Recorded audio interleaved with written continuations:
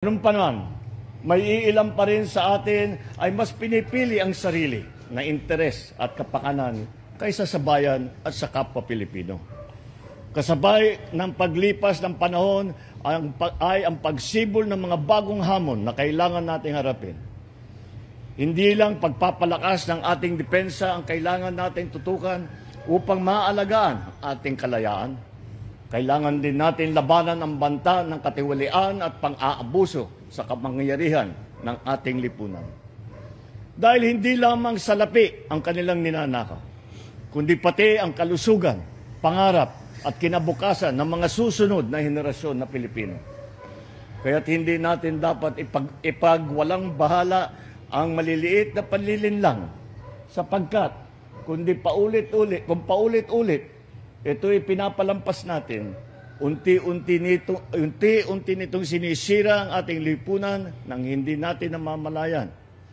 Bilang Pilipino, may pananagutan tayo sa ating bansa na maging mas mapanuri sa mga mali, na isiwalat ang panloloko at panindigan ang alam nating tama kahit hindi ito madali.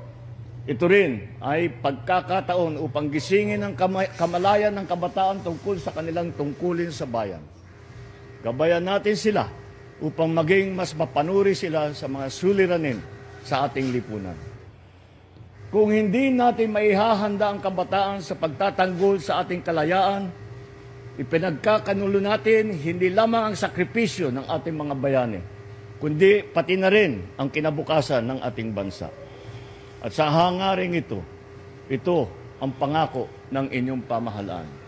Hindi namin kayo iiwan. Pananagutin namin ang lahat ng sangkot sa anomalya at katiwalian.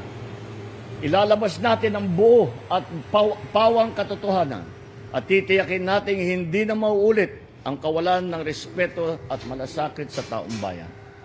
Kaya't magtulong-tulong tayo upang labanan ng korupsyon, labanan ng pag-aabuso sa tungkulin, labanan ang pagyura sa ating karapatan.